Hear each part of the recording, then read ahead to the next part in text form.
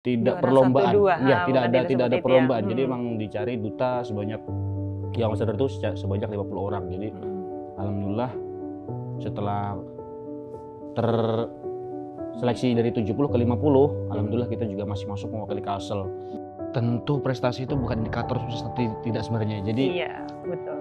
ketika mendapat prestasi itu sebenarnya kita bukan apa-apa sih, belum menjadi apa-apa. Dan kedepannya juga kita berniat untuk menjadi lebih baik lagi tentunya, karena sebenarnya yang kita harapkan bukan prestasi, sebenarnya itu hanya bonus ketika kita melakukan hal yang terbaik di apa yang kita lakukan. Jadi itu sih intinya. Kalau prestasi itu adalah bonus tadi. Assalamualaikum warahmatullahi wabarakatuh. Apa kabar pemirsa setia TV Tabalong? Senang sekali dapat berjumpa kembali dengan Anda bersama saya Mai Shanti yang akan menemani pemirsa selama 30 menit ke depan dalam berbagi kisah. Pemirsa, kali ini kita akan mendengar kisah dari seorang petani milenial dari Kabupaten Tabalong yang beberapa bulan lalu telah berhasil masuk dalam 50 besar ajang Young Ambassador Agriculture. Di studio kali ini telah hadir Mas Dwi Cahyono. Assalamualaikum Mas. Waalaikumsalam warahmatullahi wabarakatuh. Apa kabar? Alhamdulillah baik. Alhamdulillah sehat ya Mas ya. Oke Mas, sebelum kita mengetahui pengalaman Mas Dwi Cahyono mengikuti ajang tersebut, kalau boleh tahu basic atau background Mas Dwi, ya saya panggil boleh ya? Iya boleh. Mas Dwi ini apa? Kalau background memang dari faktor keturunan ya, karena kita dari petani ada faktor nasib dan by design. Jadi petani itu ada tiga kategori. Jadi yaitu kita awalnya juga dari pertanian, coba kita di petani karet Bu. Cuma mulai 2016 kita mencoba untuk petani hortikultura secara serius, dan ternyata dari hasil-hasil yang diperoleh lumayan. Nah jadi makin kesini kita juga makin fokus. Jadi emang backgroundnya petani dan emang jadi petani. Memang petani. Nasib satu lagi apa? Desain. Wah, luar biasa benar. Oke Mas. Kemudian yang apa ya istilahnya yang membuat Mas Dwi tertarik untuk menekuni bidang pertanian itu apa Mas? Selain memang tadi dari yang 3 itu tadi ya? Iya, karena di pertanian itu sendiri petani sekarang sudah mulai langka.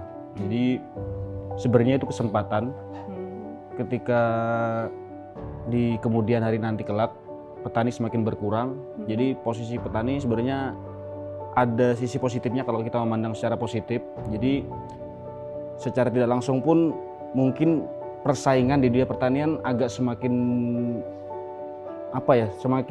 berkurang. Karena itu kita pikir secara persaingan, tapi secara efeknya juga sebenarnya ada faktor yang membuat kita ingin fokus di pertanian, karena satu, Tabalong akan menjadi penyangga IKN kan kita. Jadi kedepannya mungkin pertanian ini adalah salah satu jalan yang benar-benar prospek sih.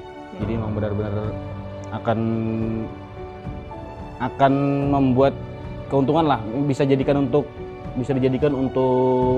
penghasilan hidup atau apa ya namanya, pilihan hidup untuk bekerja selain di dunia pertambangan atau yang lainnya. Pertanian kalau diusahakan dengan serius, insya Allah hasilnya juga tidak akan kalah. Ya, berarti tadi melihat adanya peluang dan prospek tadi. Betul. Ya Mas ya, peluang memang kita salah satu penyangga IKN, kemudian tadi prospek ke depannya juga seperti itu.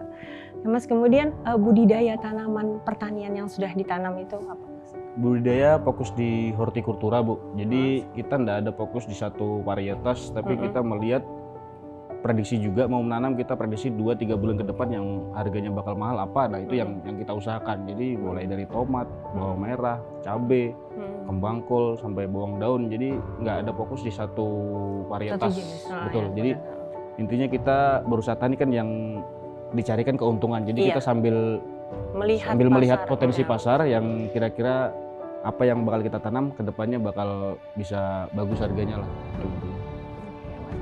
Kemudian sejauh ini nih Mas, ada tidak suka duka sebagai seorang petani? Suka duka banyak. Banyak. Jadi ya tahu sendiri lah, kalau kita di pertanian nih rata-rata orang paling tulus sepertinya. Karena begini, kita mulai semai udah mikir semen itu hidup atau tidak. Jadi paling sering berdoa lah orang petani ini. Kita nanam, kita masih berdoa tanaman itu bagus. Ketika kita mau panen, kita masih berdoa lagi semoga harga pun bagus. Jadi ya kalau suka dukanya kena harga murah juga sering. Jadi kita rugi, ya namanya usaha kan pasti ada rugi ada untung. Jadi ya dukanya dikala kena harga murah ya itu sudah dipastikan duka. Tapi ketika sukanya juga, ketika harga kita kena bagus ya itu merupakan benar-benar kepuasan tersendiri sih. Jadi prosesnya yang sangat panjang dan dipenuhi dengan doa-doa tiap hari. Ketika mulai tanam sampai panen kita tiap hari nggak putus dari doa. Jadi harapannya selalu ada harapan tiap kita bangun tidur, tiap kita selalu ada harapan itu. Tapi sampai sejauh ini pasti lebih banyak sukanya ya Mas ya? Alhamdulillah dari circle di pertanian ini kita memperoleh banyak koneksi Mbak. Jadi melalui koneksi melalui offline, melalui dunia nyata ataupun dunia maya. Jadi istilahnya kita koneksi. Alhamdulillah kita terkumpul juga di Duta Petani segala macam. Jadi kita punya koneksi dari Sabang sampai Merauke. Jadi teman-teman banyak lah teman-teman koneksinya kita teman-teman di pertanian emang luar biasa. Berarti itu salah satu sukanya ya Mas ya? Ya, salah satu sukanya. Oke, selanjutnya kita bertanya ke topik utama yaitu ajang Young Ambassador Agriculture tadi Mas. Sebelumnya bisa diceritakan apa sih ajang itu Mas?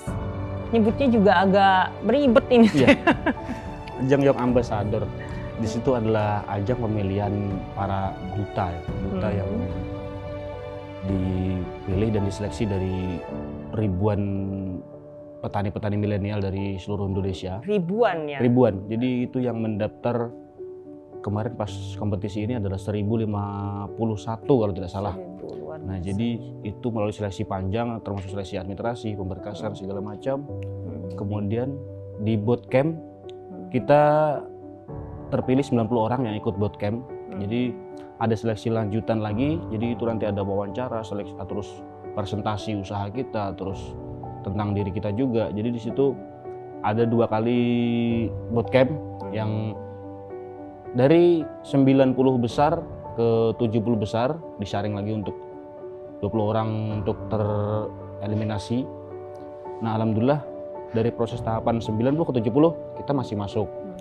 Dan kemudian ada lanjutan lagi dari 70 ke 50 karena memang yang dicari 50 besar karena ini sistemnya tidak perlombaan.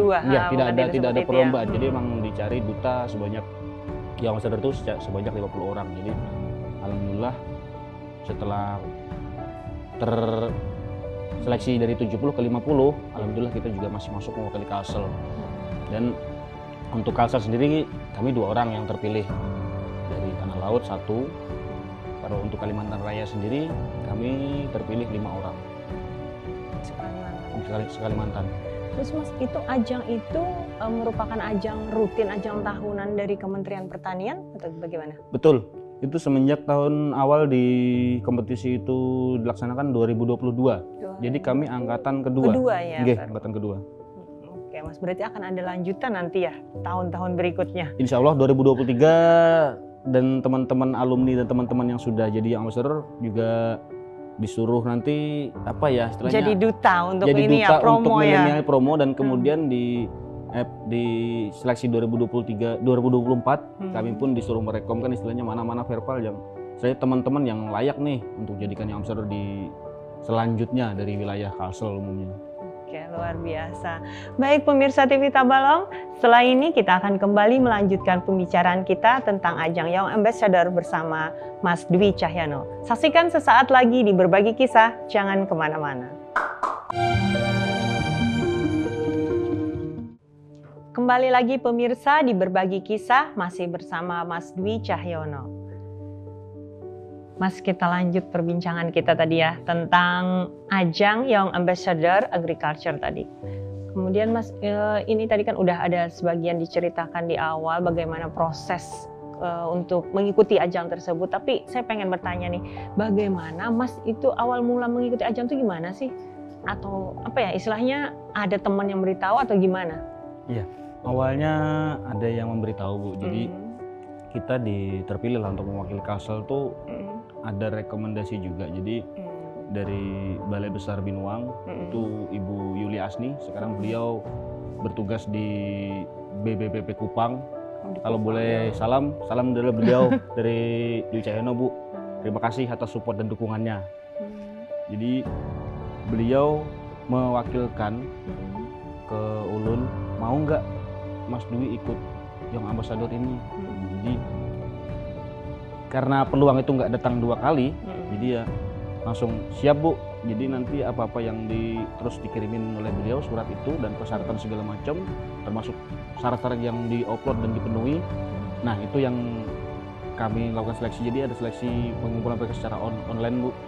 Nah, jadi itu juga kami ikuti semua, ikuti tahap-tahapan tersebut. Dan alhamdulillah pun Dinas Kabupaten Tabalong sendiri, Dinas DPK TPH sangat mendukung akan hal itu. Jadi kami berkoordinasi juga dengan Kepala Dinas, terus kami minta izin untuk mengikuti event ini, dan alhamdulillah mereka support luar biasa. Kalau motivasinya apa, Mas? Pengen terkenal atau pengen apa yang ingin memajukan atau gimana tuh? Motivasinya ada 2, Bu. Kalau kami dari segi petani itu ada 2. Yang pertama, kalau terkenal sih nggak terpikir. Itu nggak terpikir. Tapi lebih ke ini ajang event nasional. Ketika nanti kita lolos, otomatis orang-orang yang terpilih tersebut adalah petani-petani milenial yang berkualitas dari seluruh Indonesia. Jadi lebih ke kita pengen menambah koneksi. Jadi ketika kita belum lolos pun, kita terkumpul di situ 90 orang itu sudah dipastikan yang lolos seleksi itu adalah mereka adalah petani-petani yang berkualitas. Jadi dari 1000 tadi dari ya, 1000 tadi. Jadi cenderung ke koneksi tadi. Jadi ketika kita mau berusaha atau misalnya kita mau belajar lagi dengan para expert teman-teman kita nih expert semua, jadi kita saling bertukar pendapat di WA group segala macam. Ketika kita dikumpulkan dalam komunitas Young Ambassador Bootcamp tadi, itu sudah bagian yang sangat-sangat luar biasa sih. Kalau terkenal mungkin itu bonus lah, nggak terpikir mulai awal, nggak terpikir dari situ. Ya, tadi saya jadi ingat kata-kata Profesor Halim, networking akan mempermudah working. Betul, itu ya. Betul, itu tujuannya itu. Iya, luar biasa. Kemudian Mas, ini tema yang dibawakan dalam ajang tersebut apa? Atau ada sesuatu inovasi atau gimana di sana? Temanya di situ karena Young Ambassador sendiri fokus untuk penumbuhan petani-petani milenial di seluruh Indonesia, terutama di kawasan-kawasan Locus Yes program, karena itu didanai oleh IFAD. Jadi di situ apa peran kita? Nah, jadi apa peran kita di daerah? Kita sekuat apa atau semampu apa kita menumbuh kembangkan minat bertani kepada para petani-petani milenial itu sendiri. Jadi kebetulan saya juga ketua Asosiasi Petani Milenial Tabalong. Jadi itu yang kami presentasikan. Jadi alhamdulillah Tabalong dengan segala keterbatasannya mampu jadi menghimpun petani-petani milenial untuk solid lewat asosiasi. Jadi kedepannya ketika kita sudah punya networking tadi atau asosiasi tadi, mungkin akan bisa sedikit memberi saran dan masukan ketika ada program-program yang mungkin unggulan atau bahkan unggulan atau nanti ada inovasi-inovasi. Jadi mungkin kita bisa sampaikan ke Pemda atau ke dinas. Jadi karena ada asosiasi tadi ya. Jadi kita bisa saling sharing lah dengan teman-teman apa nih yang benar-benar dibutuhkan petani-petani milenial nih. Jadi nanti kita bantu follow up, soundingkan ke pihak-pihak terkait. Jadi seperti itu. Yang ulun bawakan memang usaha secara pribadi. Jadi ada Bahuma Farm. Jadi nama usaha kami Bahuma Farm. Itu juga kami bawa. Terus yang dari penumbuh kembangan itu kami lewat asosiasi. Jadi anggota yang kami himpun di situ alhamdulillah jumlahnya sudah lumayan juga. Di WA group berjumlah 88 orang kalau tidak salah. Kabupaten Tabalong. Dan kalau berkoordinasi dengan dinas itu jumlahnya kami di Tabalong ada 200 petani.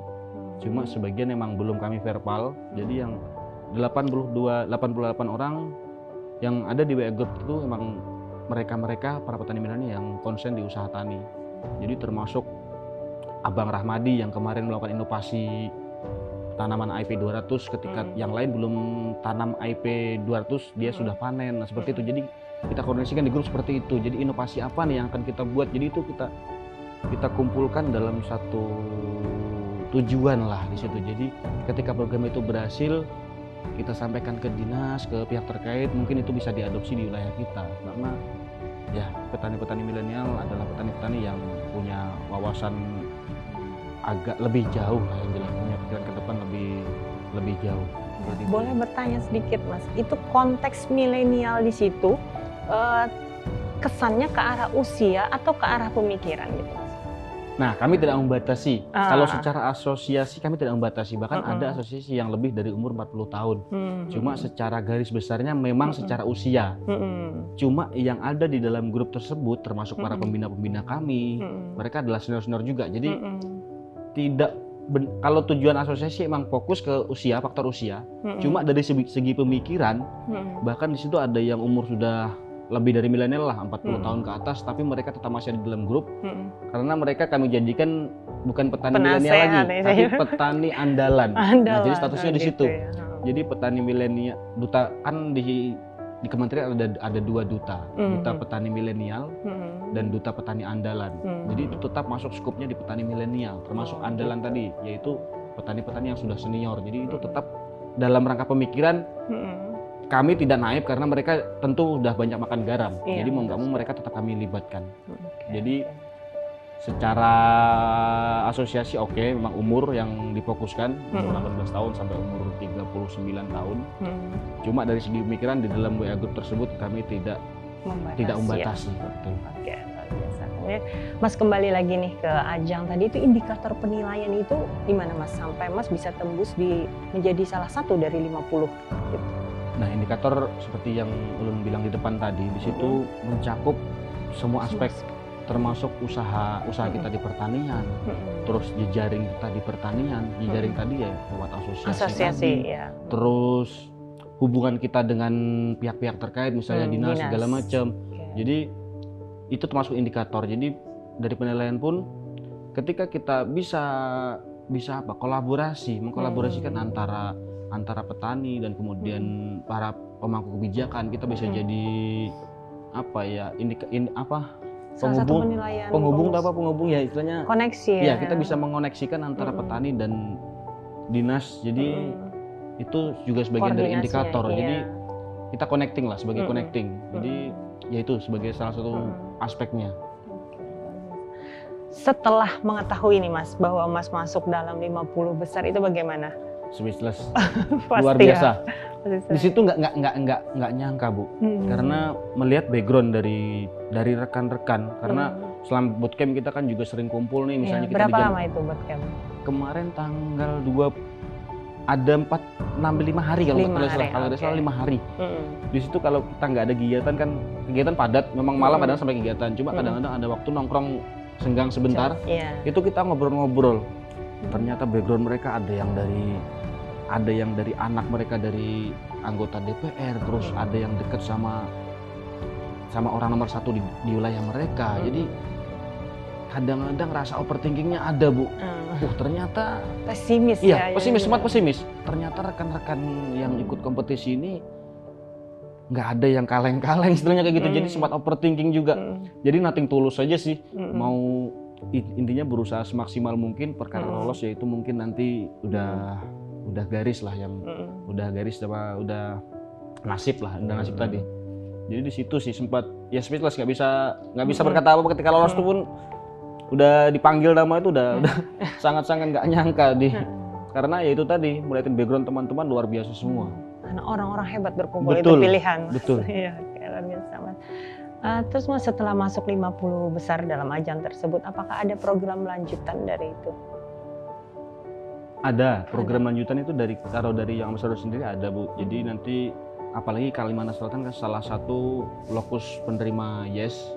Jadi di Kalsel ada 3 kabupaten, ada Tanah Bumbu, Tanah Laut, Kabupaten Banjar, dan ada rencana penambahan tapi belum fix untuk kabupaten. Jadi rencana ada 4 kabupaten. Jadi nanti ketika ada kegiatan di kabupaten tersebut yang terkena lokus YES, kita pun akan dilibatkan. Jadi sebagai dutanya tadi atau sebagai narasumber atau sebagai mentor, kita selalu dilibatkan. Jadi tanggung jawabnya bukan hanya sekup kabupaten, tapi ke provinsi dan nasional pun kita dilibatkan oleh mereka. Oke, luar biasa sekali Mas. Luar biasa sekali ya pemirsa capaian yang diraih oleh Mas Dwi Cahyono. Akhirnya masuk dalam 50 besar ya Mas, luar biasa. Baik pemirsa, ternyata Mas Dwi Cahyono ini dalam 3 tahun terakhir pernah mendapatkan beberapa penghargaan. Kita akan menggali penghargaan tersebut tentu saja setelah jeda iklan berikut ini. Jadi jangan kemana-mana, tetap di Berbagi Kisah. Terima kasih pemirsa masih bersama kami di Berbagi Kisah. Seperti apa yang disampaikan sebelumnya, Mas Dwi Cahyono ini dalam 3 tahun terakhir pernah mendapatkan beberapa penghargaan ya. Jadi kalau boleh tahu Mas bisa diceritakan penghargaan apa itu? Penghargaan dari insan pertanian juga Bu, dari kita tahun 2020 itu memperoleh petani berprestasi itu kalau nggak salah peringkat ketiga kalau tidak salah. Terus juga pada tahun 2022 Duta Petani Milenial berprestasi peringkat 2 kabupaten. Yaitu ada 2 penghargaan itu yang diraih. Kemudian dari penghargaan tersebut Mas, apa motivasi setelah mendapatkan penghargaan atau istilahnya saya sudah dapat penghargaan nih, apa lagi yang harus saya perbuat? Tentu prestasi itu bukan indikator sukses, tidak sebenarnya. Jadi iya, betul. Ketika mendapat prestasi itu sebenarnya kita bukan apa-apa sih, belum menjadi apa-apa. Dan kedepannya juga kita berniat untuk menjadi lebih baik lagi tentunya, karena sebenarnya yang kita harapkan bukan prestasi, sebenarnya itu hanya bonus ketika kita melakukan hal yang terbaik di apa yang kita lakukan. Jadi itu sih intinya. Kalau prestasi itu adalah bonus tadi. Tapi pasti selalu ingin menjadi yang lebih bagus dalam artian programnya juga, pekerjaannya juga ya Mas. Betul. Jadi ya tiap hari berusaha untuk menjadi yang lebih baik, itu aja sih intinya. Oke, Mas kita beralih nih dalam hal organisasi petani milenial. Tadi sudah disinggung sedikit tentang asosiasi ya. Betul. Dan Mas menjabat sebagai Ketua Asosiasi Petani Milenial Tabalong sejak tahun 2021 Mas sampai sekarang, betul ya? Oke Mas, bagaimana perkembangan organisasi tersebut? Karena organisasi ini sekarang kami bergerak independen Bu. Jadi dana segala macam juga kami himpun dari para anggota sampai kita bikin badan hukum segala macam. Nah jadi itu dana yang dihimpun dari para anggota. Nah, ada yang iuran 300.000, 500.000. Kemudian kita berproses untuk membuat asosiasi tadi. Jadi kita dan teman-teman punya tujuan melebur supaya bisa menyatukan persepsi dan tujuan asosiasi nanti mau dibawa ke arah kemana. Nah jadi itu dengan teman-teman kami dari seluruh Tabalong juga, ada yang dari kecamatan semua hampir ada. Nah di situ kami satu pemikiran, satu tujuan mau dibawa kemana nanti petani milenial, dan itu yang ketika ada kami dilibatkan dalam acara musrembang segala macam, itu yang kami sampaikan ke para dinas terkait ini seperti itu. Jadi intinya memang sudah berbadan hukum ya? Betul, sudah berbadan hukum, dan jadi itulah sebagai himpunan, dan kedepannya kami ingin melakukan pelatihan pada petani-petani milenial di Tabalong, karena kami di asosiasi tersebut juga ada pengurus-pengurus di bawah kami yang ada di bidang alsintan, bidang hortikultura, bidang peternakan, itu sudah ada yang mengetuai masing-masing, mengepalai masing-masing. Jadi tidak hanya saya yang istilahnya terlalu dominan. Ya, jadi ada sekretaris bidang lah istilahnya. Betul, segbit-segbitnya. ada segbitnya. Jadi di situ kami hanya menjalankan amanah atau dari teman-teman. Jadi nanti teman-teman juga yang menjalankan sesuai dengan tugas dan fungsinya masing-masing. Kalau tujuan secara khususnya apa Mas dirinya itu tadi? Tujuan secara khususnya ingin menaungi para petani milenial dan menumbuhkan para petani milenial yang selama ini makin berkurang jumlahnya. Jadi ingin menunjukkan ketika kami punya asosiasi, ini loh petani-petani yang berhasil. Jadi itu yang diharapkan ke depannya, menumbuh kembangkanlah minat-minat para petani di Tabalong khususnya dan umumnya di Kalsel ataupun Indonesia. Jadi ada target di depan kemudian hari supaya teman-teman minat nih. Jadi kita mengendorse pertanian sebenarnya. Ya pertanian sebenarnya adalah hal yang prospek untuk diusahakan. Itu sih.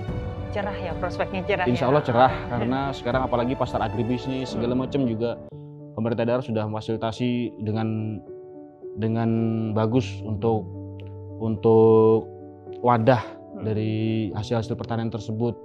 Dari event-event juga sering diadakan oleh Pemda, jadi kami sangat-sangat mengapresiasi lah untuk support dari pemerintah daerah Tabalong pada para petani khususnya petani milenial.